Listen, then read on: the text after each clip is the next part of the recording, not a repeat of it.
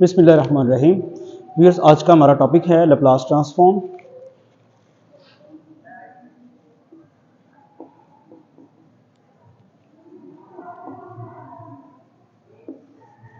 ये बेसिकली एक integral transform है जो एक फंक्शन को दूसरे फंक्शन में कन्वर्ट करती है। इसमें दो चीज़ें चेंज होती हैं, एक तो फंक्शन चेंज होता है और एक फंक्शन का variable.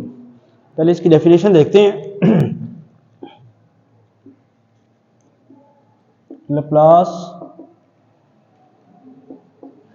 Transform of a function f of t is denoted by Laplace transform of f of t and is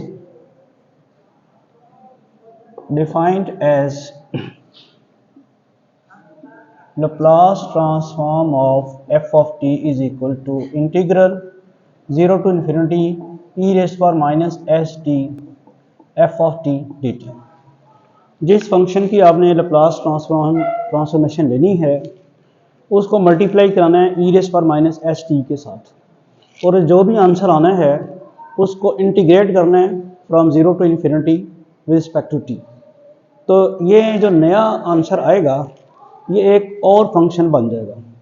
आप देखते हैं कि ये इम्प्रॉपर इंटीग्रल है, डेफिनेट इंटीग्रल है। जब आप इसकी integration with respect to T करेंगे तो अपर लिमिट पुट करेंगे टी की जगह, फिर लोअर लिमिट टी की जगह पुट करेंगे तो टी बजाते खुद खत्म हो जाएगा और सिर्फ रह जाएगा एस। तो नई चीज़ जो आएगी, जो नया फंक्शन आएगा वो किसका फंक्शन होगा? वो एस का फंक्शन होगा। दो चीज़ें चेंज हो चुकी होंगी, एक तो फंक्शन स्मॉल एफ जो है वो किसी और फंक्शन में चेंज हो चुका होगा, एक उसका वेरिएबल टी की बजाय क्या हो चुका होगा? एस। तो हम फिर इसको इस तरह से लिखते हैं, capital F of S. Capital F हमने यूज़ किया है जस्ट इंश्योर करने के लिए कि फंक्शन चेंज हो गया, और वेरिएबल हमने एस टी की जगह लिखा एस। तो ये तो लैप्लास ट्रांसफॉर्मेशन की डेफिनेशन है, और जाहिर बात है इसमें चूंकि इंटीग्रल इन्वॉल्व है तो यहाँ से ये भी पता चला कि हर फंक्शन की लैप्लास ट्रांसफॉर्मेशन मालूम नहीं की जा सकेगी। स्पेसिफिक कंडीशन होंगी जिनके तहत अगर वो पूरी कर रहा होगा तो लैप्लास ट्रांसफॉर्मेशन मालूम की जा सकती होगी, वरना नहीं की जा सकती होगी, क्योंकि हर फंक्शन इंटीग्रेबल नहीं होता। ये ई रेस पर माइनस एस टी जो है इसको हम कर्नल ऑफ ट्रांसफॉर्मेशन कहते हैं। तो ये तो होगी लैप्लास ट्रांसफॉर्मेशन की डेफिनेशन। इसकी एग्जांपल के तौर पे अगर हम किसी एक फंक्शन की लैप्लास ट्रांसफॉर्मेशन लें, लेट्स सपोज कि मैं लैप्लास ट्रांसफॉर्मेशन ऑफ वन ले रहा हूँ। मेरे पास अब एफ ऑफ टी क्या हो गया? वन। तो मैंने डेफिनेशन तो वही लिखनी है, zero to infinity integral zero to infinity e raise पर minus S t. F of t की जगह मेरा आ जाएगा वन। अब इसकी अगर मैं इंटीग्रेशन करता हूँ विद रिस्पेक्ट टू टी तो ई रेस पर minus S T over minus S. Obviously ये आपको पता है कैसे आया है, ई की power minus S T as it is रहेगा, और फिर माइनस एस टी का डेरिवेटिव लेंगे विद रिस्पेक्ट टू टी और उससे डिवाइड कराएंगे। माइनस एस टी का डेरिवेटिव रिस्पेक्ट टू टी आएगा माइनस एस, उससे हमने इसको डिवाइड करा दिया। इसके बाद आपने अपर लिमिट और लोअर लिमिट पुट करनी है। टी की जगह इन्फिनिटी पुट करेंगे, ई रेस पर माइनस इन्फिनिटी। टी की जगह जीरो पुट करेंगे, जीरो ओवर माइनस एस।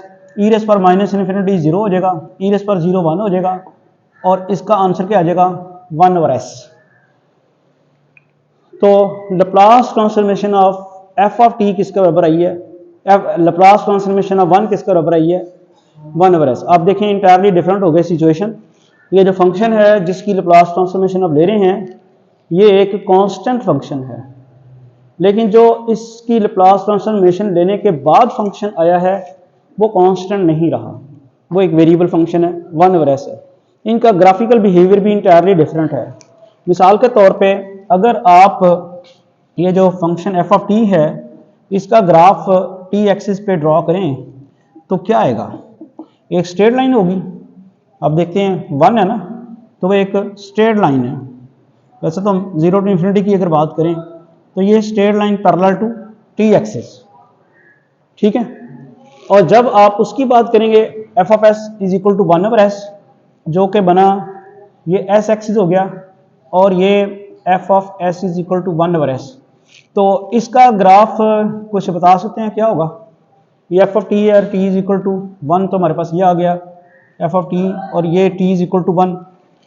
ये आप देखते हैं कि एफ ऑफ टी 1 करना है, एफ ऑफ टी 1 यहाँ पे ले आया, और अब आप टी की वैल्यू जो मर्जी चेंज करते रहें, एफ ऑफ टी चेंज नहीं होना, वो 1 ही रहना। लिहाजा और इसका ग्राफ जो है वो ग्राफ आपको पता है, तो ये ग्राफिकल बिहेवियर जो है इसका चेंज हो गया।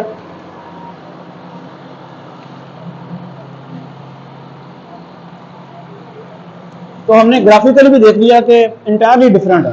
फंक्शन कांस्टेंट फंक्शन का ग्राफ ये था, और जब हमने इसकी लैप्लास ट्रांसफॉर्मेशन ली उसका ग्राफ जो है वो ये आ गया। तो हमने देखा कि ग्राफिकल बिहेवियर भी दोनों फंक्शंस का इंतहाई डिफरेंट है।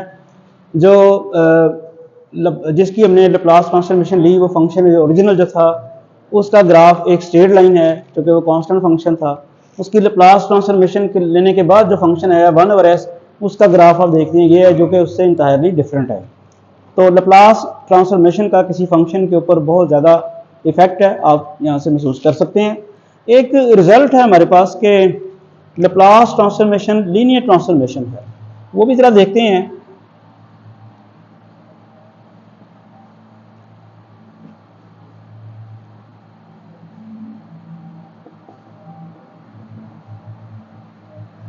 लीनियर ट्रांसफॉर्मेशन, अब लीनियर ट्रांसफॉर्मेशन की आपको कुछ डेफिनेशन याद है? वेक्टर स्पेस में पढ़ी, लीनियर अलजेब्रा में भी पढ़ी, वो ज़रा डेफिनेशन बताएं।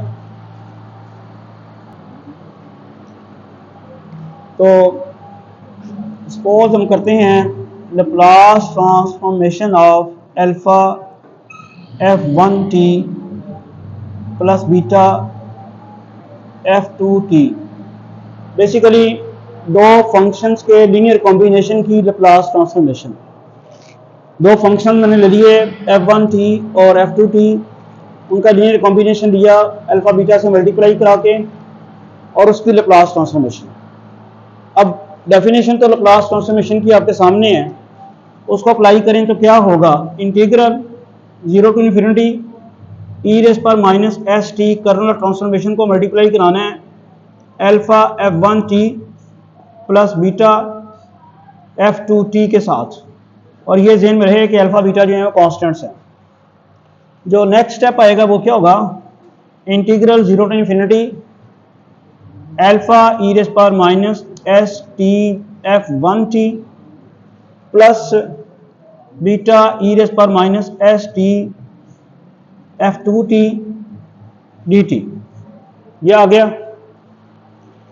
ये एक इंटीग्रल के दो इंटीग्रल बनाए जा सकते हैं, 0 to infinity alpha e raise पर minus S t f1t dt plus integral 0 to infinity e raise पर minus S t f2t dt। यहाँ बीटा भी था, ठीक है। अगले स्टेप में आप क्या कर सकते हैं? अगले स्टेप में आप अल्फा कॉमन ले सकते हैं, Laplace transform of E raise to power Laplace transform of alpha f1t beta f2t, और यहाँ से अल्फा आप कॉमन लेते हैं,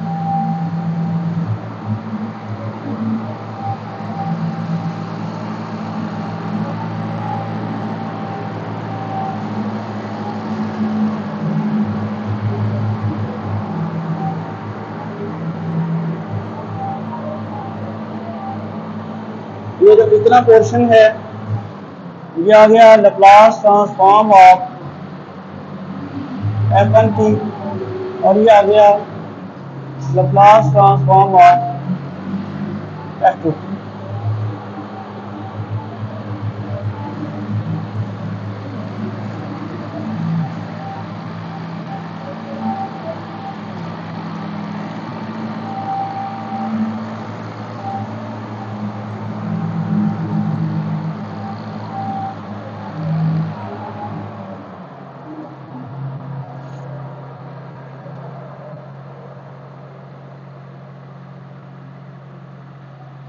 इससे हमें ये पता चल गया कि लेप्लास ट्रांसफॉर्मेशन जो है वो लीनियर ट्रांसफॉर्मेशन। अब लेप्लास ट्रांसफॉर्मेशन की डेफिनेशन को यूज करते हुए एक प्रॉब्लम और सॉल्व करते हैं। Laplace transformation of t raise पर n, formula 0 to infinity e rays पर माइनस एस टी रेज़ पर एन डी टी। जिस फंक्शन की भी लेप्लास ट्रांसफॉर्मेशन लेनी है उसको कर्नल ऑफ ट्रांसफॉर्मेशन से मल्टीप्लाई करा के, जो कि e रेज़ पर माइनस एस टी है, इंटीग्रेट करना है फ्रॉम 0 to infinity। अब यहाँ इंटीग्रेशन बाई पार्ट्स करेंगे। अब इंटीग्रेशन बाई पार्ट्स करने के लिए इसे सेकंड फंक्शन रखें और इसे फर्स्ट फंक्शन रखें। तो सेकंड जो फंक्शन है उसकी इंटीग्रेशन आ जाएगी e रेज़ पर minus S T over minus s, और first function as it is limits लगानी है 0 to infinity। फिर सेकंड फंक्शन की इंटीग्रेशन e रेज़ पर minus S T over minus s, और फर्स्ट फंक्शन का डेरिवेटिव आ जाएगा n टी रेज़ पर n माइनस 1। यही होता है ना इंटीग्रेशन बाय पार्ट्स।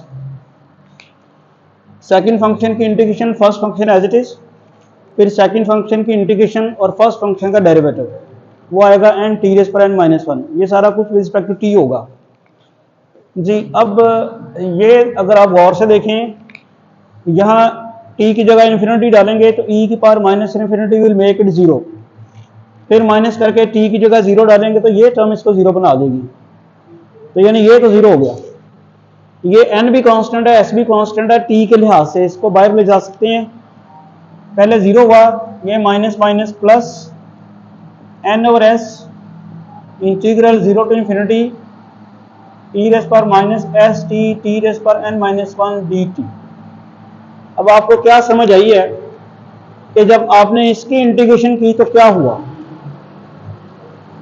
डिनोमिनेटर में एक s आया और ऊपर n आया और पावर कम हुई।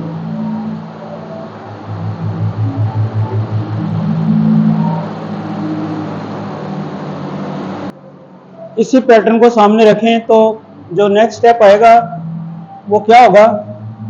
n into n minus 1 over S square 0 to infinity e rays पर माइनस एस टी रेज़ पर n माइनस 2। समझ आ रही है? इसका मतलब है कि यहाँ से एक एक पावर नीचे उतरती जाएगी, s की पावर इंक्रीज करती जाएगी और t की पावर कम होती जाएगी। तो ये सिलसिला कहाँ तक चलेगा? जहाँ तक t की पावर एलिमिनेट हो जाए। फिर क्या होगा? n into n minus 1 into n minus 2 up to so 1 3 2 1। उस वक्त तक आपके पास s की पावर नीचे n बन चुकी होगी। पहली दफा इंटीग्रेशन करने से 1 बनी और 1 पावर कम हुई, दूसरी दफा इंटीग्रेशन करने से s की पावर 2 बनी और 2 पावर कम हुई। तो जब आप n पावर्स कम खत्म करेंगे तो फिर आपके पास s की पावर n आ जाएगा। और यहाँ अब क्या बच जाएगा? यहाँ बच जाएगा, नहीं t नहीं बचेगा, अब वो तो t की पावर 0 बचेगा ना। n आप खत्म करते गए। अल्टीमेटली इसको अगर आप गौर से देखें तो ये बनता है n फैक्टोरियल ओवर s की power n 0 to infinity e rays पर minus S t d T.